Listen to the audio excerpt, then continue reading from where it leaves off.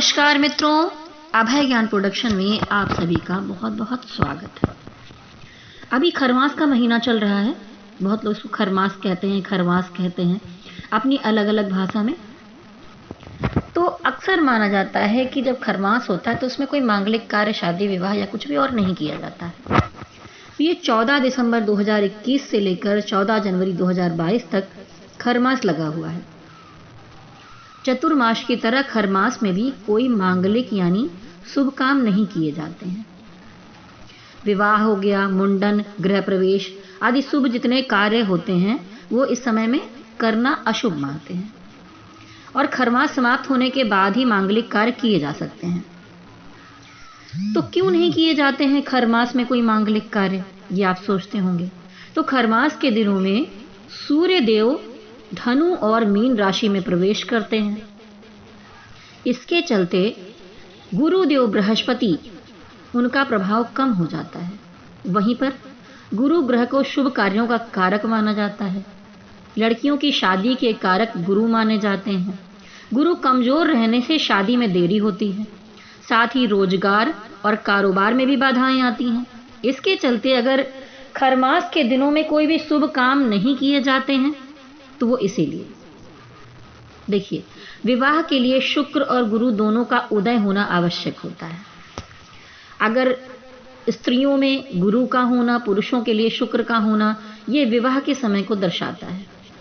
यदि दोनों में से एक भी अस्त होगा तो मांगलिक कार्य वर्जित माना जाएगा। 2022 में 23 फरवरी को गुरु अस्त होंगे और 26 मार्च को उदय होंगे। 6 जनवरी को शुक्र अस्त होंगे और 12 जनवरी को उदय होंगे। इसके अलावा 1 अक्टूबर को शुक्र अस्त होंगे और 25 नवंबर को उदय होंगे। इस कारण से सगाई हो गया, मुंडन, शादी, नामकरण, गृह प्रवेश, यज्ञोपवीत या किसी तरह का शुभ कार्य अगर आप नया कुछ करना चाहते हैं या कोई निर्माण कार्य करना चाहते हैं, किसी नए व्यापार का आरंभ करना चाहते हैं, तो मुहूर्त देखकर ही आप आगे बढ़ें।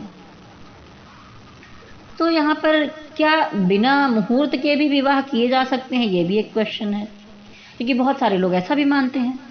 तो ये मैं बताऊंगी कि हाँ, बिल्कुल किया तो जा सकता है, क्योंकि भारत में कई समुदायों में रविवार को विवाह संपन्न होते हैं।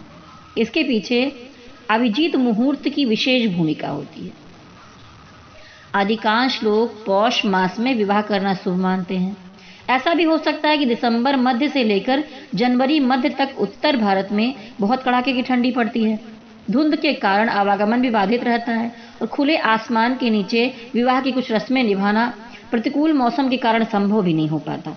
जो ठंडे इलाके हैं वहां पर संभव नहीं हो पाता। इसीलिए 15 दिसंबर की पौष संक्रांति से लेकर 14 जनवरी की मकर संक्रांति तक विवाह न किए जाने के निर्णय को ज्योतिषीय विषयों से जोड़ दिया गया है।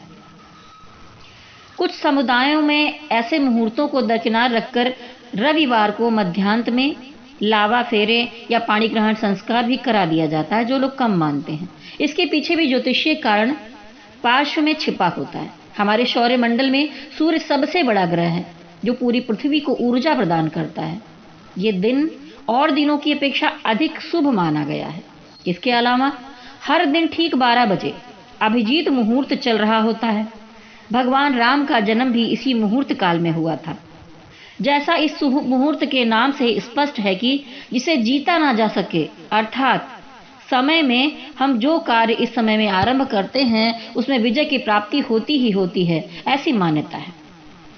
तो पाणी ग्रहण संस्कार में भी ऐसे में शुभता होती है। तो खरमास के कुछ नियम हैं, अगर आप मानना चाहते हैं तो उन बातों का ध्यान भी रखना चाहिए। खरमास का महीना दान और पुण्य वाला महीना होता है। मान्यता है कि इस माह में बिना किसी स्वार्थ के किए गए दान का अक्षय पुण्य प्राप्त होता है, आपको भरपूर प्राप्त होता है।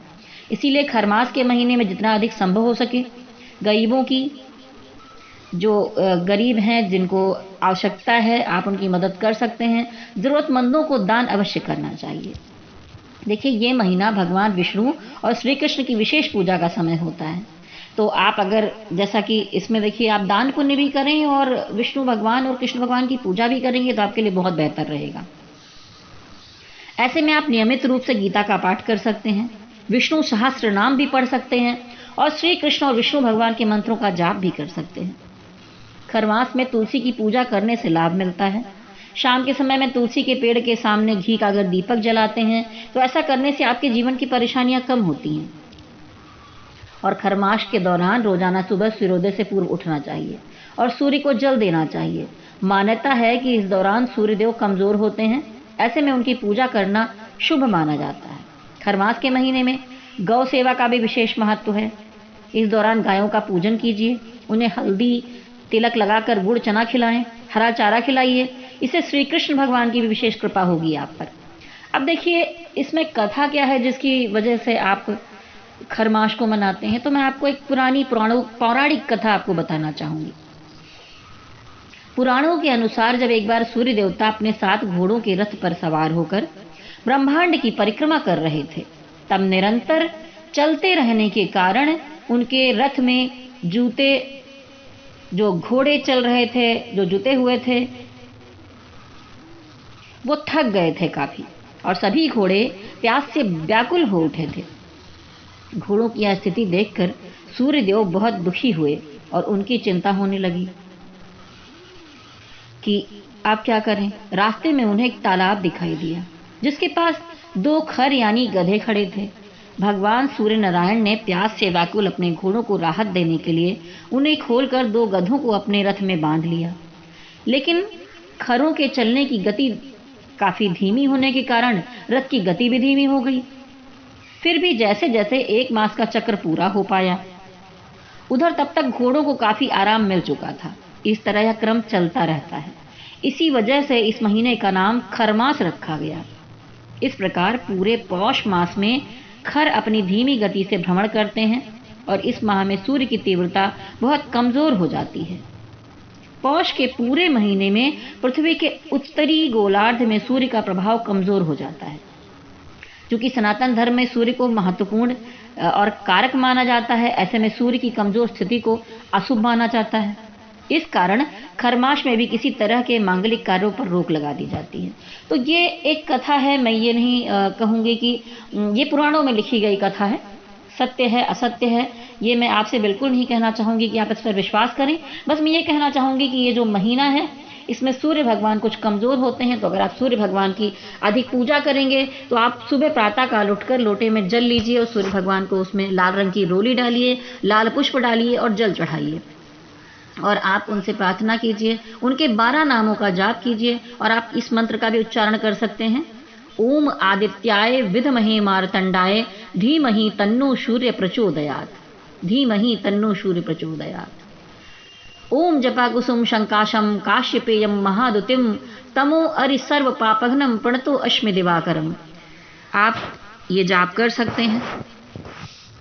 और सूर्य भगवान के जो 12 नाम है अगर नहीं है तो आप आदित्य हृदय स्तोत्र लेकर आ जाइए और उसको इन दिनों में पढ़ेंगे तो बहुत अच्छा रहेगा। और विष्णु सहस्त्र नाम, जैसा कि मैंने अपने पिछली वीडियो में गुरु के गोचर में बताया था, वो आप पढ़िए। अगर आप नहीं पढ़ पाते हैं तो आप YouTube पे ही लगा लीजिए, कहीं लगा लीजिए, उसका श्रवण कीजिए कम से कम दिन में। और केसर का तिलक जो है वो आप अपने माथे पर, नाभि पर और जीभ पर लगाएं। तो आपके जब ग्रह मजबूत होंगे, सूर्य मजबूत होंगे, गुरु मजबूत होंगे तो अच्छा होगा ही। तो वैसे जैसे ही खरमास खत्म होगा वैसे विवाह और जितने शुभ कार्य हैं वो सब संपन्न होने शुरू हो जाएंगे। तो उसके लिए आप सभी को बहुत बहुत शुभकामनाएं। और अगर आप में से कोई भी मेरे चैनल को पहली बार देख रहा है तो अभय ज्ञान प्रोडक्शन को लाइक, शेयर और सब्सक्राइब कर दीजिए। प्लीज प्रेस बेल आइकॉन, जिससे आपको आगे आने वाले वीडियोस के नोटिफिकेशन टाइम पर मिलते रहें। आप जब बेल को टच करेंगे तो वहां पर ऑल लिखा हुआ दिखाई देगा, ऑल बटन को भी टच कीजिए, जिससे कि बहुत बार आप शिकायत करते हैं कि हमें ये वीडियो नहीं मिला, तो उस तरह से आपको सारे वीडियो आपके सामने यूट्यूब पर दिखाई दे जाएंगे। जाने से पहले कहूंगी कि फिर से एक बार सब्सक्राइब जरूर कर लें हमारे चैनल को। और अगर आप लोगों में से कोई अपनी पर्सनल कुंडली विश्लेषण करवाना चाहता है या मैं टैरोट रीडिंग करती हूँ, लव रीडिंग कराना चाहता है, बिजनेस के लिए, काम के लिए, किसी कारणवश आप रीडिंग करवाना चाहते हैं तो आप मुझसे संपर्क कर सकते हैं।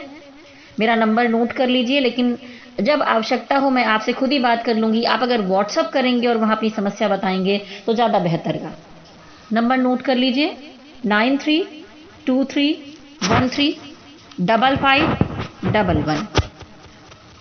शक्ति माता का आशीर्वाद आपको मिले, भोलेनाथ का आशीर्वाद आपको मिले। मेरे साथ कहिए ओम नमः शिवाय, ओम नमः शिवाय, ओम नमः शिवाय। हरि ओम तत्सत, हरि ओम तत्सत, हरि ओम तत्सत।